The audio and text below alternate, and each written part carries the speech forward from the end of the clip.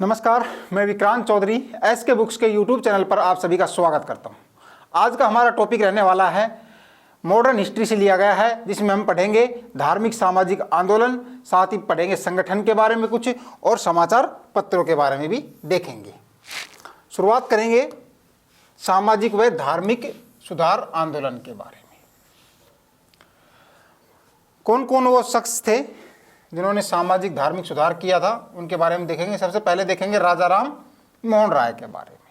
राजा राम मोहन राय, ठीक है।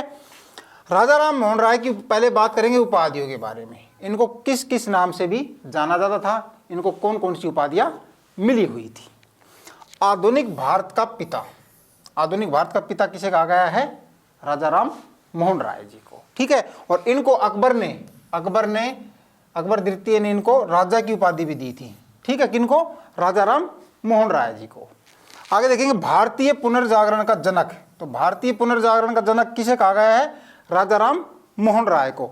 एग्जाम में सीधा सीधा क्वेश्चन पूछा जाता है कि भारतीय पुनर्जागरण का जनक, ऑप्शन दे दिए जाएंगे और आपसे क्वेश्चन करवाए जाएंगे। तो आपका राइट आंसर क्या होगा?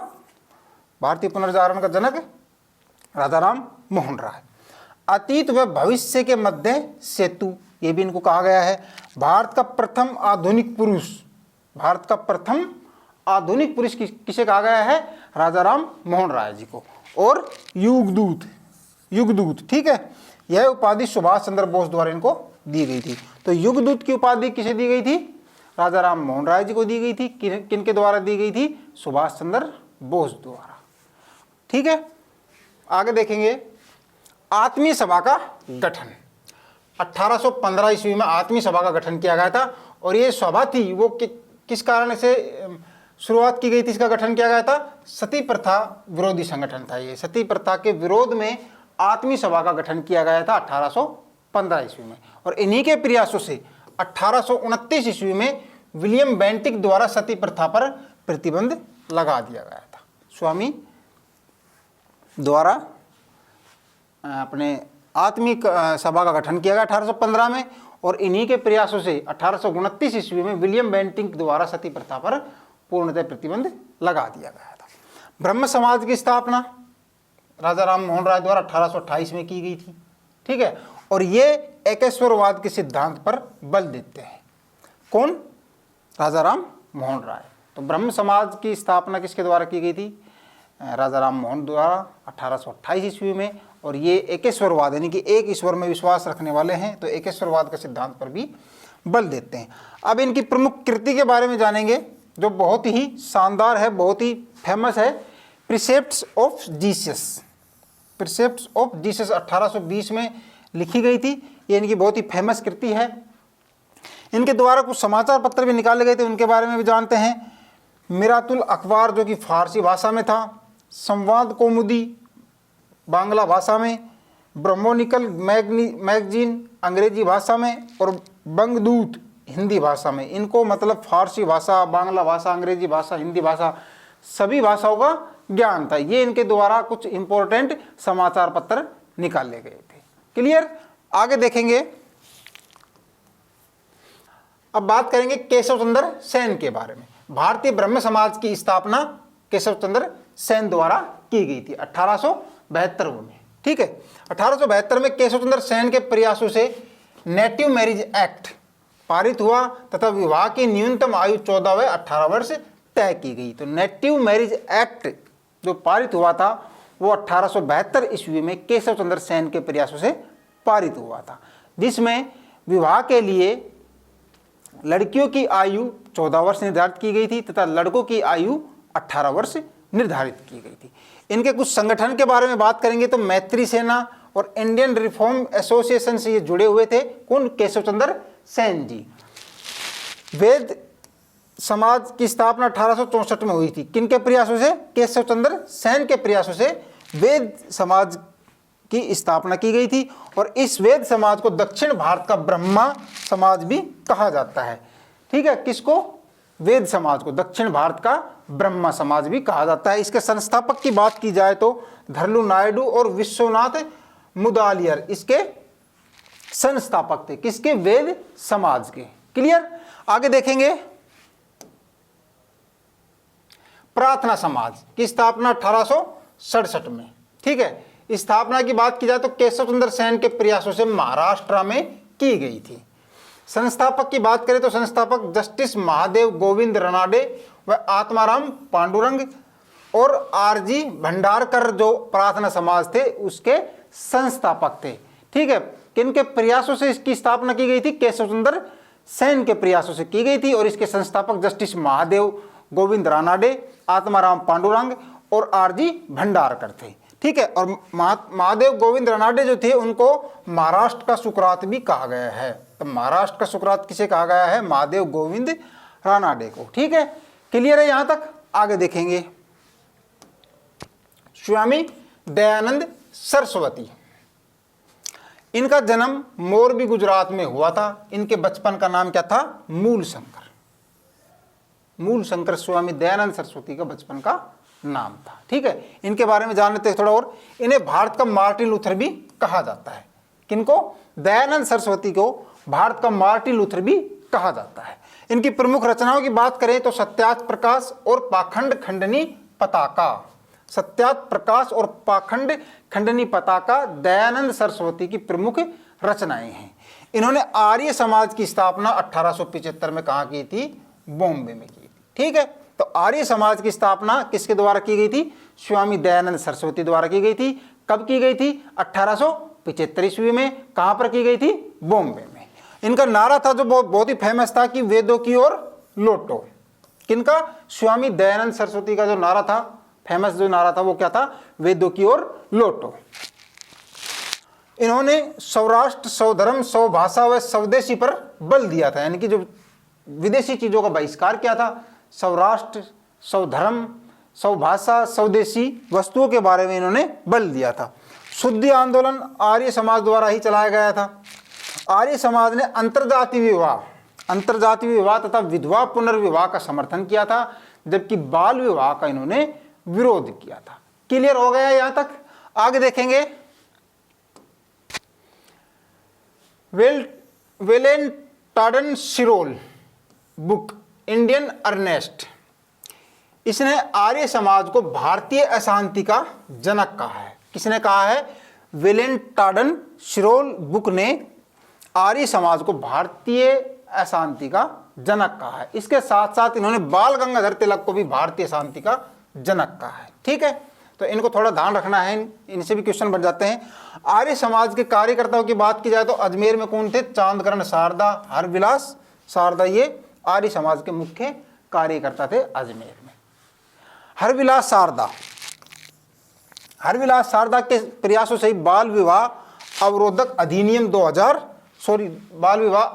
अधिनियम 1929 पारित हुआ, जिसे शारदा एक्ट के नाम से भी जाना जाता है, जिसमें लड़की की आयु 14 वर्ष व लड़के की आयु 18 वर्ष निर्धारित की गई। तो हरविलास शारदा के प्रयासों से बाल विवाह अवरोधक अधिनियम 1929 पारित हुआ था, जिसे हम शारदा एक्ट के नाम से भी जानते हैं, जिसमें लड़की की आयु, विवाह के लिए आयु 14 वर्ष और लड़के के विवाह के लिए आयु, न्यूनतम जो आयु थी वो 18 वर्ष निर्धारित की गई थी।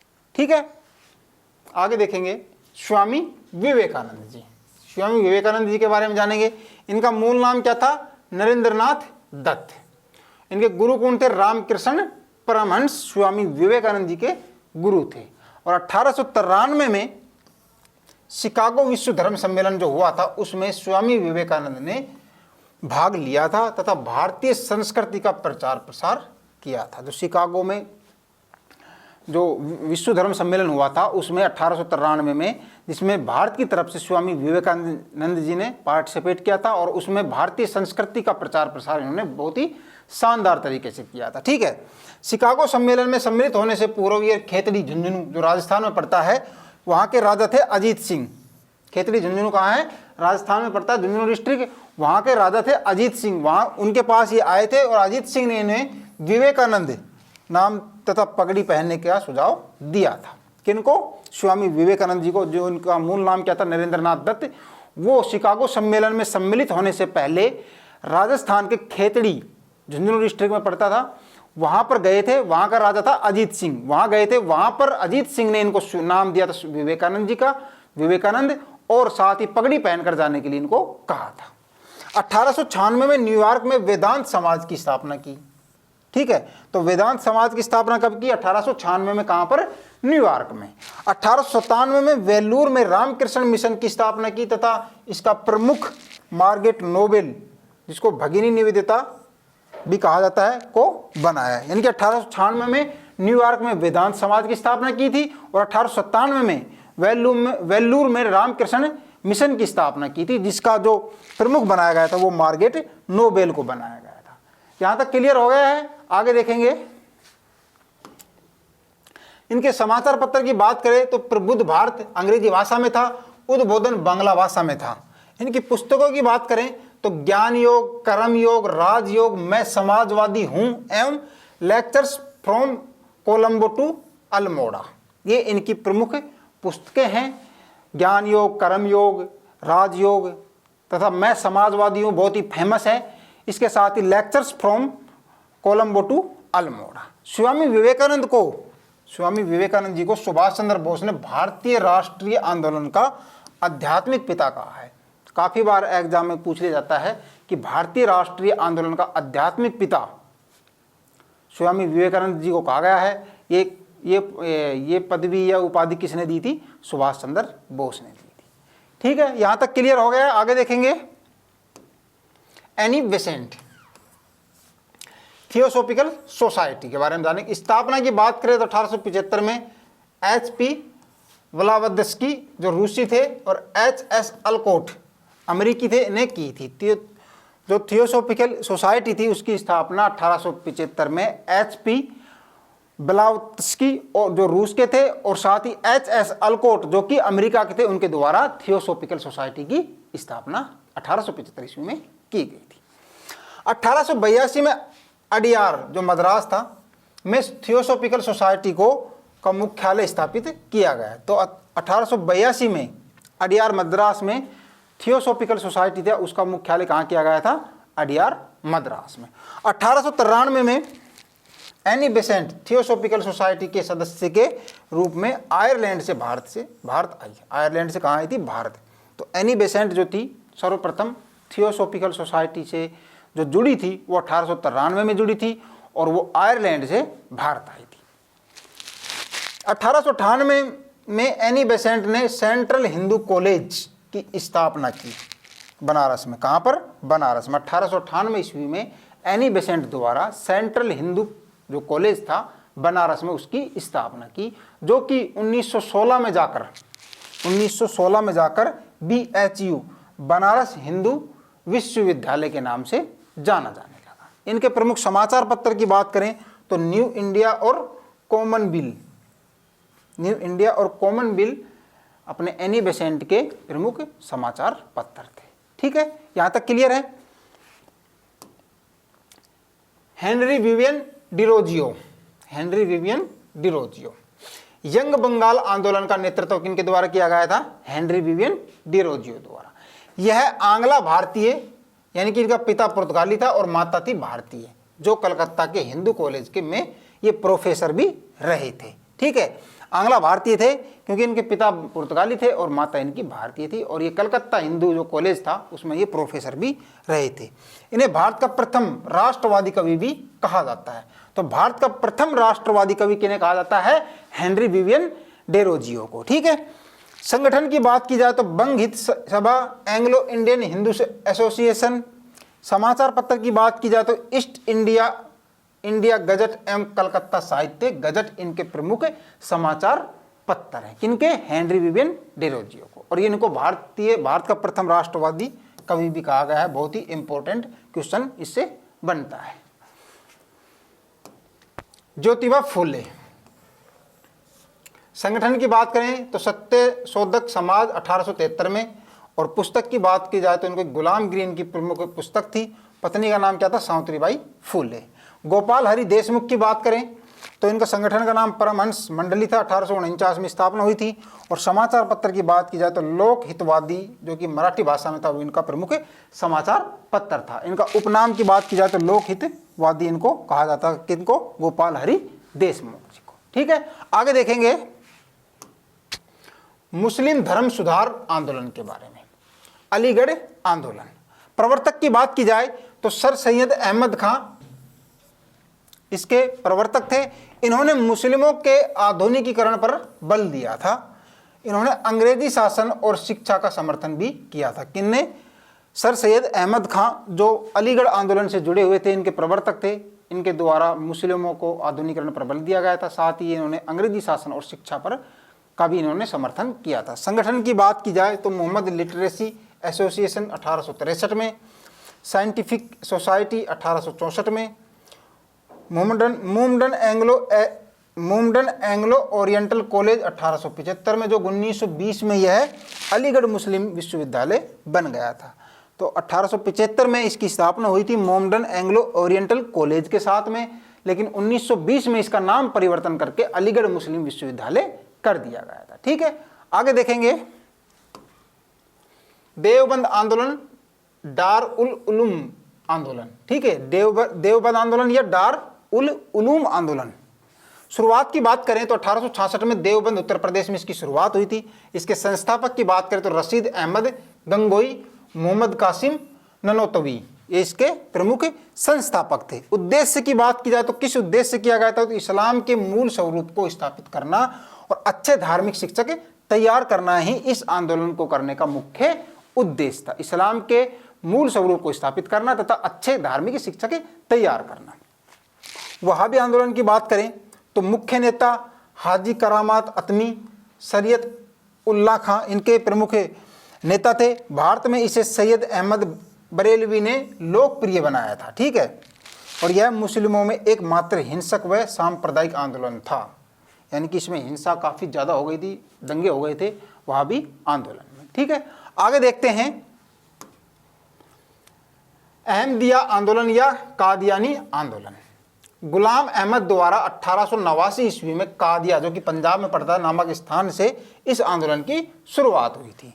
गुलाम अहमद ने स्वयं को पैगंबर तथा भगवान कृष्ण का अवतार घोषित किया था। किसने? गुलाम अहमद ने स्वयं को पैगंबर और तथा भगवान कृष्ण का अवतार घोषित स्वयं को ही कर लिया था इन्होंने खुद को। ठीक है, पारसी धर्म सुधार आंदोलन की बात करें तो रहनुमा ए माजदा ए सभा 1851 में इसकी स्थापना की गई थी।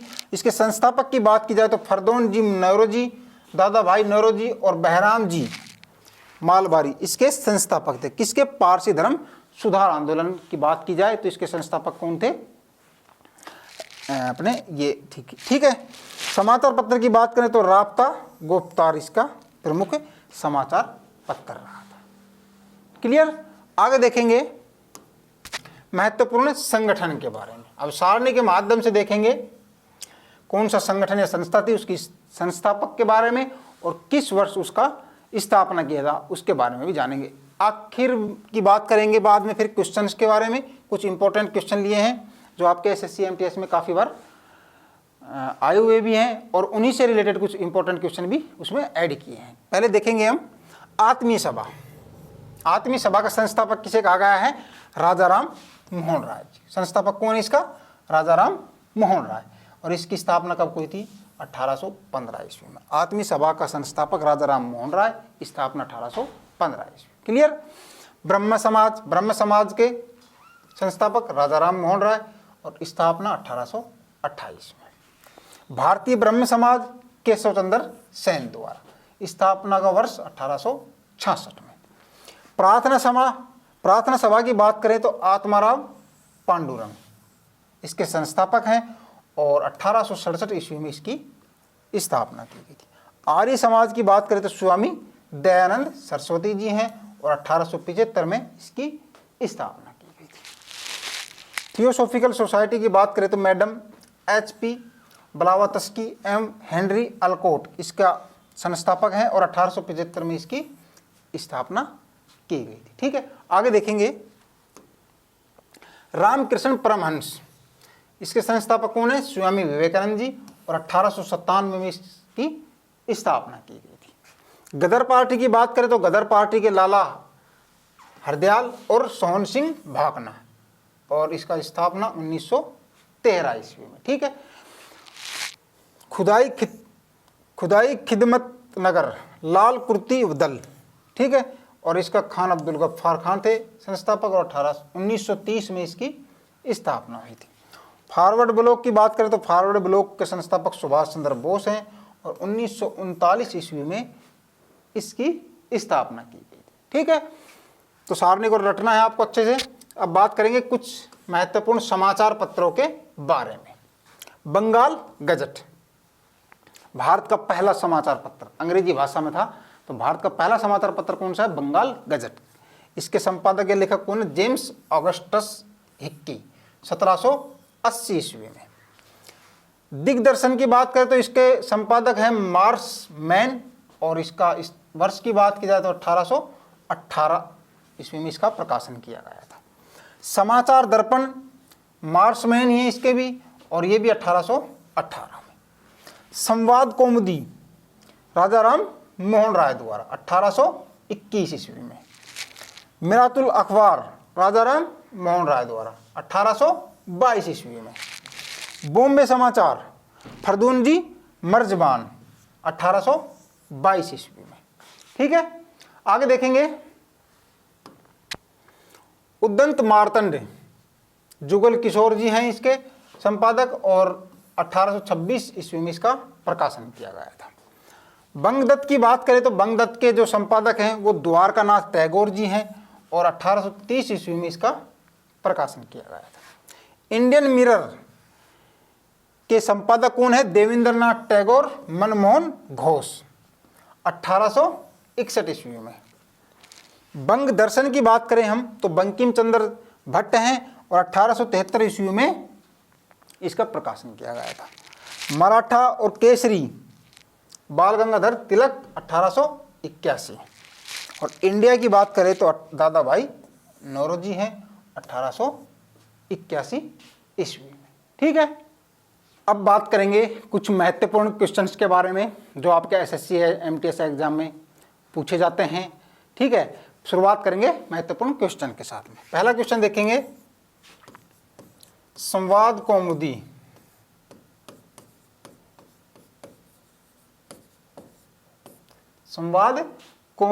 समाचार पत्र, संवाद कौमुदी समाचार पत्र, संवाद कौमुदी समाचार पत्र के संपादक कौन है?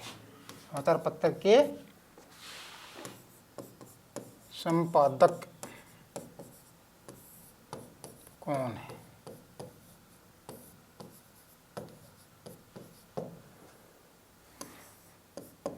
ऑप्शन भी दूंगा मैं आपको। राजा राम मोहन राय,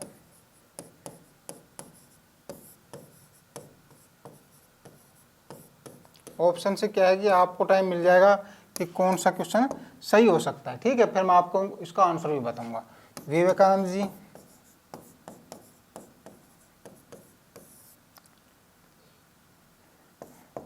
सरस्वती जी,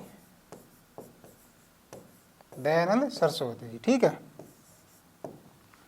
और है बाल गंगाधर तिलक जी। 4 ऑप्शन है। संवाद कौमुदी बहुत बार क्वेश्चन पूछा जाता है एग्जामों में, पता नहीं कितनी बार ये क्वेश्चन आ चुका होगा एग्जाम में। तो संवाद कौमुदी समाचार पत्र के संपादक कौन है? ए राजा राम मोहन राय, बी है विवेकानंद, सी है सरस्वती जी, और डी है तिलक। तो कौन होगा? राजा राम मोहन राय। 1821 में राजा राम मोहन द्वारा समाचार पत्र कौन सा था? संवाद कौमुदी समाचार पत्र का प्रकाशन किया गया था। क्लियर है? नेक्स्ट देखेंगे,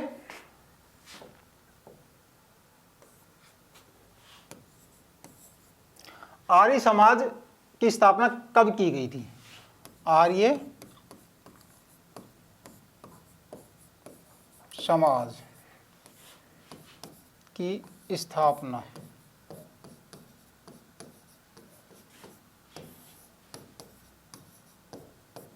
कब हुई?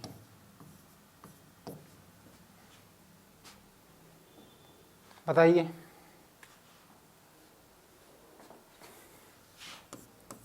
1875, 1885, 1895 या 1897? ऑप्शन आपके पास हैं, आपके सामने ऑप्शन है, आंसर बताना है आपको। आर्य समाज की स्थापना कब की गई थी। ठीक है, तो क्या होगा राइट आंसर? ऑप्शन ए 1875 किसके द्वारा? स्वामी दयानंद सरस्वती द्वारा। Dayanand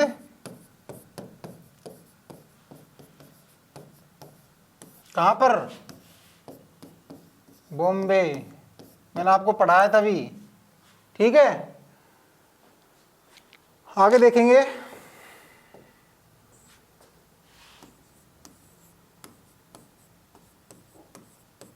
central Hindu college, central Hindu college की स्थापना किसके द्वारा की गई थी? की स्थापना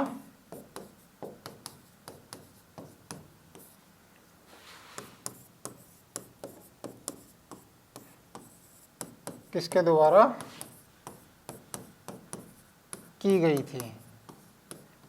सेंट्रल हिंदू कॉलेज की स्थापना किसके द्वारा की गई थी? ऑप्शन है ए है ज्योतिबा फुले, ज्योतिबा फुले, साथ ही बात करें बी है एनी बेसेंट,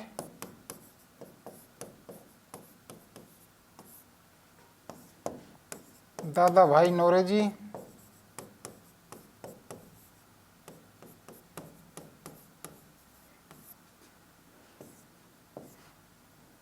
और तिलक जी। सेंट्रल हिंदू कॉलेज की स्थापना किसके द्वारा की गई थी? ऑप्शन आपके सामने है। किसके द्वारा की गई थी? कब की गई थी? 1898 ईस्वी में सेंट्रल हिंदू कॉलेज की स्थापना की गई थी, जो अभी किसके नाम से जाना जाता है? BHU। मैंने आपको पढ़ाया है BHU, बनारस हिंदू विश्वविद्यालय के नाम से अभी जाना जाता है। ठीक है,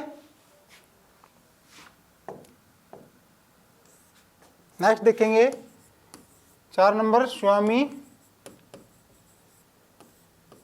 विवेकानंद जी को भारतीय, स्वामी विवेकानंद जी को भारतीय राष्ट्रीय आंदोलन का, भारतीय राष्ट्रीय आंदोलन का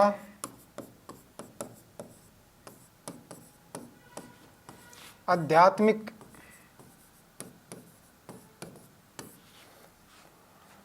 स्वामी विवेकानंद जी को भारतीय राष्ट्रीय आंदोलन का आध्यात्मिक पिता किसने कहा है? ठीक है, आध्यात्मिक पिता किसने कहा? स्वामी विवेकानंद जी को भारतीय राष्ट्रीय आंदोलन का आध्यात्मिक पिता किसने कहा? ठीक है, ऑप्शन देखते हैं। ए है आपका पास तिलक जी, बी है दयानंद सरस्वती जी, सी है सुभाष चंद्र बोस जी, और डी आपका ऑप्शन आ जाएगा राजा राम मोहन राय।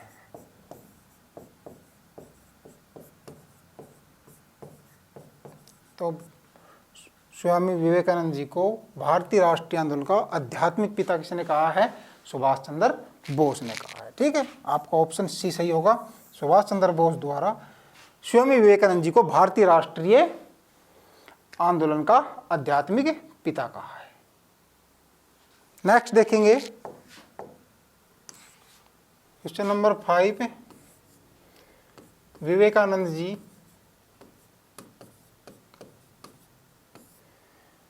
स्वामी विवेकानंद की बात करें, विवेकानंद जी शिकागो में जो उनका विश्व धर्म सम्मेलन हुआ था, विवेकानंद जी शिकागो विश्व धर्म सम्मेलन,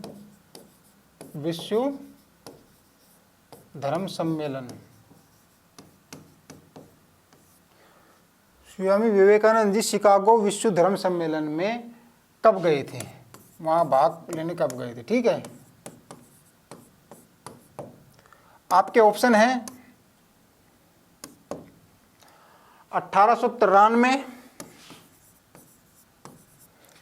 बी है 1895, सी है 1896 और डी है 1899। चार ऑप्शन है। स्वामी विवेकानंद जी शिकागो विश्व धर्म सम्मेलन में कब गए थे? तो कब गए थे? ऑप्शन ए आपका सही होगा, 1893 में स्वामी विवेकानंद जी विश्व धर्म सम्मेलन में भारत की ओर से वहाँ पार्टिसिपेट करने गए थे। वहाँ पर भारत की जो संस्कृति थी उसका बहुत ही अच्छे से प्रचार प्रसार इनके द्वारा किया गया था। ठीक है, आगे देखेंगे क्वेश्चन नंबर 6, पाखंड खंडनी पताका। पाखंड खंडनी पताका किसकी रचना है? किसकी रचना है? ठीक है, पाखंड खंडनी पताका किसकी रचना है? ऑप्शन देखेंगे। ए है सरस्वती जी, दयानंद सरस्वती। बी है आपका विवेकानंद।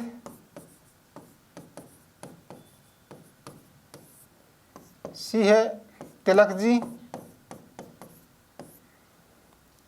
और डी है बिसेंट, एनी बेसेंट जी। चार ऑप्शन दे दिए हैं आपको। पाखंड खंडनी पताका किसकी रचना है? तो किसकी है? दयानंद सरस्वती जी की। ठीक है, आगे देखेंगे question number 7, Sharda act. Sharda act संबंधित है।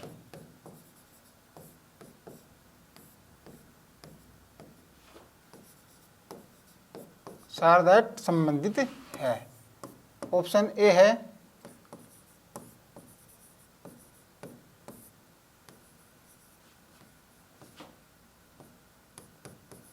विधवा पुनर्विवाह, बी है बाल विवाह, सी है दास प्रथा और डी हो गया सती प्रथा। चार ऑप्शन है आपके सामने। शारदा एक्ट किससे संबंधित है? विधवा पुनर्विवाह, बाल विवाह, दास प्रथा या सती प्रथा? बताइए। बाल विवाह से। हरविलास शारदा के प्रयासों से 1929 में शारदा एक्ट पारित हुआ था, जिसमें विवाह के लिए लड़कियों की न्यूनतम आयु 14 वर्ष और लड़कों की न्यूनतम आयु 18 वर्ष निर्धारित की गई थी। ठीक है, आगे देखेंगे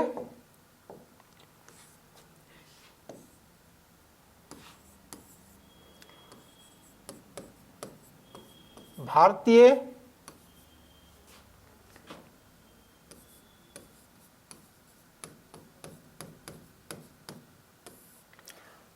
पुनर्जागरण का जनक।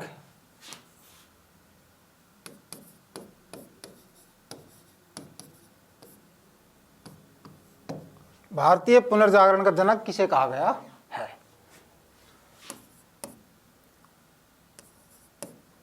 राजाराम मोहन राय, बी है सरस्वती जी को, दयानंद सरस्वती, सी है बाल गंगाधर तिलक और डी है दादा भाई नौरोजी को।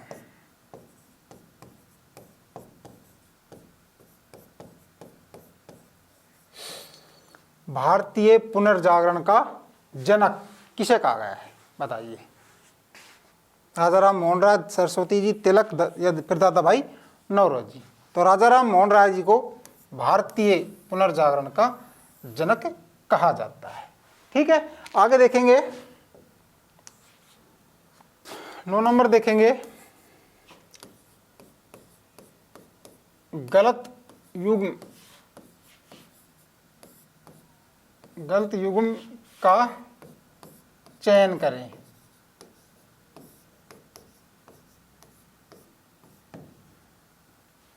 ठीक है, पहले देखेंगे प्रार्थना सभा।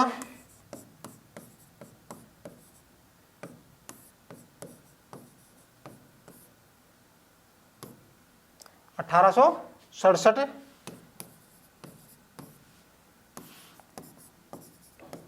ब्रह्म समाज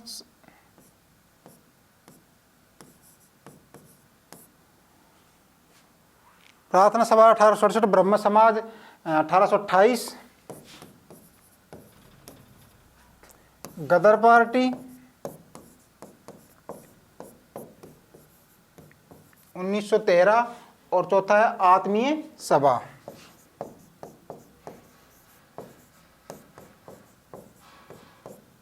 (1835)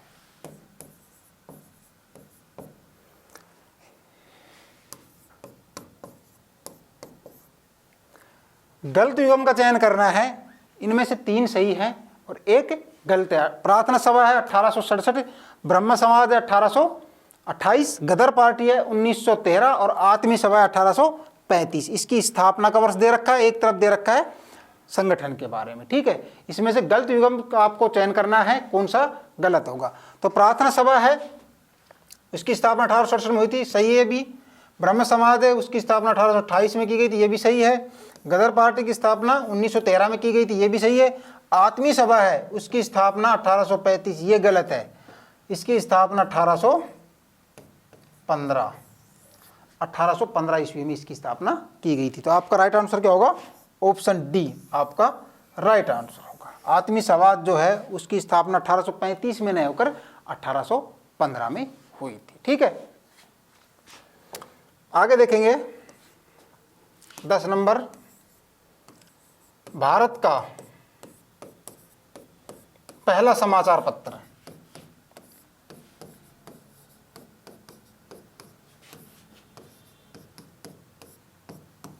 ठीक है, भारत का पहला समाचार पत्र कौन सा था? ठीक है, ऑप्शन देखेंगे, ए है बॉम्बे समाचार,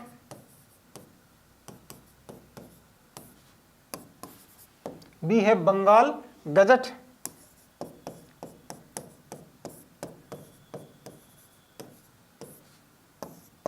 सी ऑप्शन में आपका आएगा दिग्दर्शन,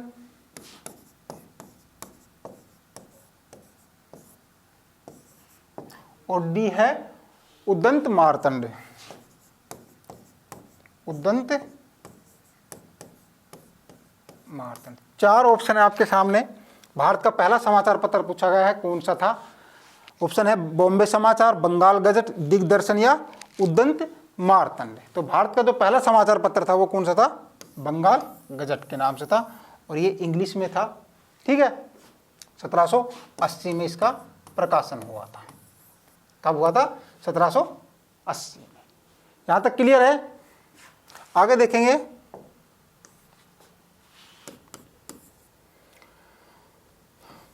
भारत का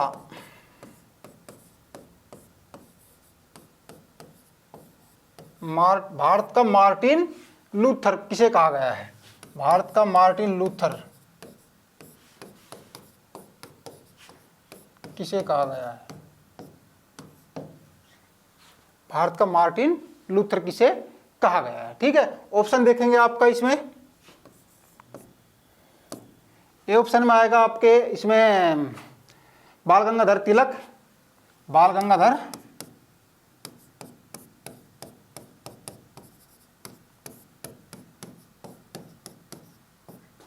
बी है सरस्वती जी, बाल गंगाधर तिलक, सरस्वती और राजा राम मोहन राय।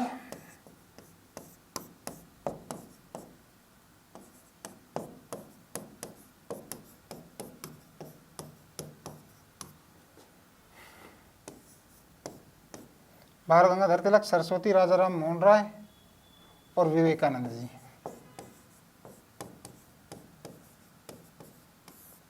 भारत का मार्टिन लूथर किसे कहा गया है?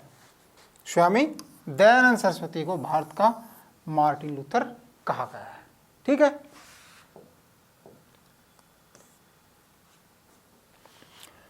क्वेश्चन नंबर 12 देखेंगे। भारत का प्रथम राष्ट्रवादी कवि किसे कहा जाता है? भारत का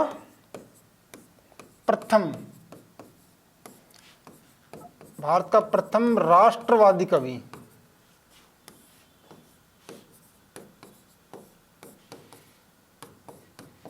किसे कहा जाता है?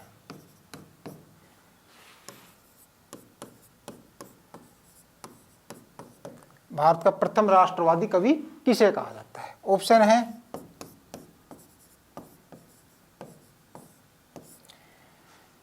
हेनरी विवियन डोरोजियो,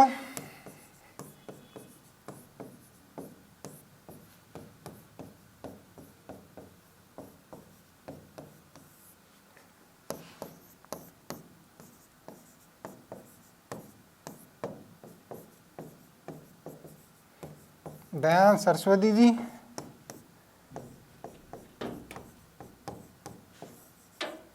गोपाल कृष्ण जी और विवेकानंद। 4 ऑप्शन है। भारत का प्रथम राष्ट्रवादी कवि किसे कहा जाता है? तो क्या होगा? ऑप्शन ए आपका राइट आंसर होगा। हेनरी विवियन डेरोजियो को भारत का प्रथम राष्ट्रवादी कवि की संज्ञा दी गई है। ठीक है, आगे देखेंगे। बहुत ही फेमस नारा है, वेदों की ओर लौटो।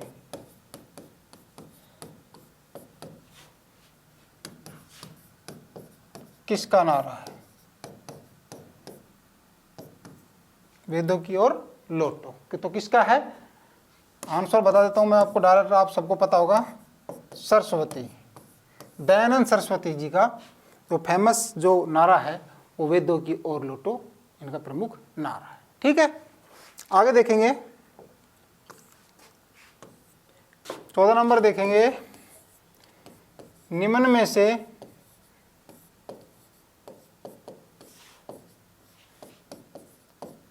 कौन सुमेलित नहीं है? सुमेलित करना है आपको। निम्न में से कौन सुमेलित नहीं है?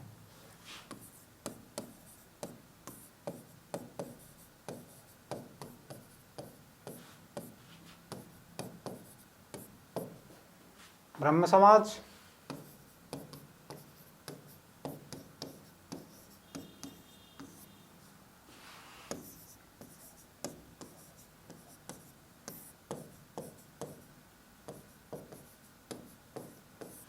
दयानंद सरस्वती जी, आर्य समाज,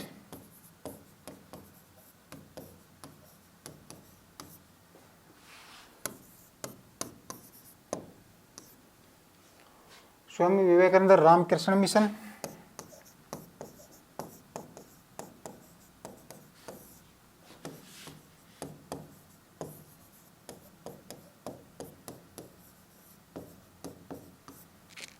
और डी ऑप्शन आपका आएगा इसमें महादेव गोविंद रानाडे। महादेव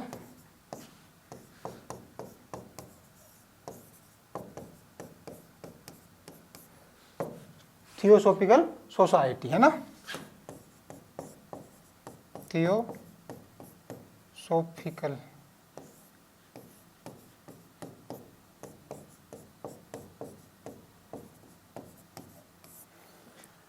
निम्न में से कौन सुमेलित नहीं है? ए है राजाराम मोहन राय और ब्रह्म समाज, बिल्कुल ठीक है। ब्रह्म समाज की स्थापना किसने की थी? राजाराम मोहन राय द्वारा की गई थी। बी में आपका है दयानंद सरस्वती और आर्य समाज, तो आर्य समाज की स्थापना किसके द्वारा की गई थी? दयानंद सरस्वती द्वारा। सी है विवेकानंद जी जिसने रामकृष्ण मिशन की स्थापना की थी। और डी आपका जो ऑप्शन है महादेव गोविंद रानाडे, थियोसॉफिकल सोसाइटी। ये आपका राइट आंसर हो, क्योंकि ये सुमेलित नहीं है पूछा गया है आपके यहाँ क्वेश्चन में। तो जो थियोसॉफिकल सोसाइटी है उसकी स्थापना किसके द्वारा की गई थी? Madam HP. ब्लावत्स्की, हेनरी और अल्कोट द्वारा। दो थे, मैडम एच.पी. ब्लावत्स्की और दूसरा था हेनरी अल्कोट। कब की गई थी? 1875 ईस्वी में की गई थी। ठीक है, तो इसको याद रखना है। महादेव गोविंद रनाडे, इसमें आपका गलत होगा ये आंसर, सुमेलित नहीं है पूछा गया है। ठीक है, आगे देखेंगे।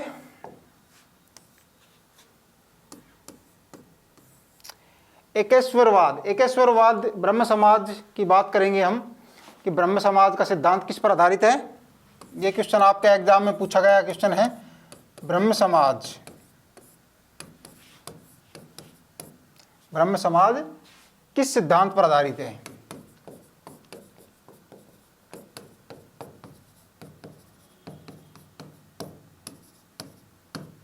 ठीक है, तो किस पर, एकेश्वरवाद है, एकेश्वरवाद के सिद्धांत पर, है ना, सिद्धांत। और ये क्वेश्चन आपके काफी बार एग्जाम में पूछा गया है, एकेश्वरवाद के सिद्धांत पर आधारित है ब्रह्म समाज। इस प्रकार के क्वेश्चन एसएससी एमटीएस में पूछे जाते हैं, वो आपको करवा दिए गए हैं, उनको आप अच्छे से देखना है। पहले थ्योरी का पार्ट देखना है, उसके बाद आपको क्वेश्चन भी देखने हैं। ठीक है, इस प्रकार से ही एसएससी क्वेश्चन पूछता है। अब मैं कुछ इंपॉर्टेंट बुक्स के बारे में बता देता हूं, जिनको पढ़ने के बाद आप अपना सिलेक्शन सुनिश्चित कर सकते हैं। ठीक है, बात करेंगे तीनों बुक्स एसके बुक्स पब्लिकेशन की हैं। पहले की बात करें तो एसएससी द्वारा आयोजित मल्टीटास्किंग, एसएससी द्वारा जो आयोजित एमटीएस की जो भर्ती होती है, मल्टीटास्किंग गैर तकनीकी स्टाफ एम हवलदार सीबीआईसी एंड सीबीएन भर्ती परीक्षा के लिए ये गाइड है, स्पेशल उसी के लिए इसको बना रखा है। इस गाइड में आपको क्या क्या मिलने वाला है वो मैं आपको डिटेल में बता देता हूं। इसके अंदर आपका जो सिलेबस है, उस सिलेबस के अनुसार जो सामान्य जीके का पार्ट आता है, गणित का आता है, इंग्लिश का आता है और रीजनिंग का आता है, वो जो आपका सिलेबस है उस सिलेबस के अनुसार इसमें मैटर उपलब्ध करवा रखा है। एसएससी एमटीएस 2011 से लेके अब तक के प्रश्नों का इसमें चैप्टर वाइज, टॉपिक वाइज और टाइप वाइज बिल्कुल सिस्टमेटिक तरीके से इसमें मैटर उपलब्ध करवा रखा है। बात की जाए सभी प्रश्नों की व्याख्या की, तो सभी प्रश्नों की व्याख्या आपको मिलेगी इसमें क्यूआर कोड दे रखा है। आप अपने मोबाइल से क्यूआर कोड स्कैन कीजिए और कंप्लीट उसका पीडीएफ के माध्यम से उसका सॉल्यूशन देख सकते हैं। ठीक है, तो आप अपनी तैयारी के लिए इस बुक को जरूर प्रेफरेंस करें, ये बहुत शानदार बुक है। बात की जाए सामान्य ज्ञान के लिए, तो सामान्य ज्ञान के लिए बात की जाए तो एसएससी जीडी और एमटीएस के लिए ये गाइड स्पेशल बनाई गई है। इसके अंदर आपको क्या क्या मिलने वाला है वो भी मैं आपको डिटेल में बता देता हूं। एसएससी जीडी व एमटीएस के 2011 से लेके अब तक के प्रश्नों, जितने भी प्रश्न आए हैं उन प्रश्नों का चैप्टर वाइज, टॉपिक वाइज और टाइप वाइज मैटर इसमें उपलब्ध करवा रखा है। एसएससी जीडी व एमटीएस की परीक्षाओं में जो जीके यानी कि सामान्य अध्ययन के प्रश्न आते हैं, उन्हीं के ही स्तर की अन्य परीक्षाओं के प्रश्नों का भी इसमें समावेश किया गया है कि किस प्रकार से क्वेश्चन बनते हैं। ठीक है, एसएससी की पुरानी एमसीक्यू व नई टीसीएस एमसीक्यू के प्रश्नों का भी इसमें समावेश किया गया है। और सभी प्रश्नों की, जितने भी प्रश्न हैं उन प्रश्नों का आंसर के साथ साथ उनका एक्सप्लेनेशन, उनका संपूर्ण जो व्याख्या है, उनकी एक्सप्लेनेशन है, वो भी इसमें डाल रखी है। ठीक है, और इसको लेटेस्ट पैटर्न के अनुसार बनाया गया है, तो इसको आप जरूर ऐड किए अपने तैयारी में। बात की जाए सामान्य ज्ञान के अलावा, सामान्य ज्ञान को आप मजबूत करने के लिए सामान्य ज्ञान वृत्त के नाम से ये बुक है, जो सभी प्रतियोगी परीक्षाओं के लिए बहुत ही शानदार बुक है। इस बुक को पढ़ने के बाद आप जितने भी भर्ती आप देखते हो, चाहे रेलवे की हो, एसएससी की हो या फिर स्टेट गवर्नमेंट की जो भी भर्तियाँ होती है, चाहे टीचिंग की हो, चाहे किसी भी महकमे में कोई भी वैकेंसी आती हो, उसमें जीके का पार्ट तो आता ही है, उसके अकॉर्डिंग ही इसमें जीके का पार्ट डाल रखा है। यानी कि सामान्य ज्ञान का अगर आपको मजबूत पकड़ बनानी है तो इस बुक से बेस्ट कोई बुक आपको नहीं मिलेगी। इसके अंदर आपको टॉपिक वाइज, टाइप वाइज बिल्कुल सिस्टमेटिक तरीके से एक एक टॉपिक को अच्छे से समझाया गया है, बिल्कुल आसान भाषा में समझाया गया है। लैंग्वेज इसकी बिल्कुल सरल है, जो आपको पढ़ने में बहुत अच्छा लगेगा और आप अपना सिलेक्शन सुनिश्चित कर सकते हैं। ये सभी बुक्स आपको नज़दीकी बुक स्टोर पर भी मिल जाएगी, और अगर आप ऑनलाइन लेना चाहते हैं तो इसका लिंक डिस्क्रिप्शन बॉक्स में अवेलेबल है। इस चैनल पर हम एसएससी, एमटीएस व अन्य सभी भर्तियों से संबंधित इंपॉर्टेंट जानकारी और स्टडी मटेरियल उपलब्ध करवाते रहेंगे। तो वीडियो को लाइक कीजिए, चैनल को सब्सक्राइब कीजिए और अपने दोस्तों के साथ शेयर कीजिए। मिलेंगे नेक्स्ट वीडियो में। जय हिंद।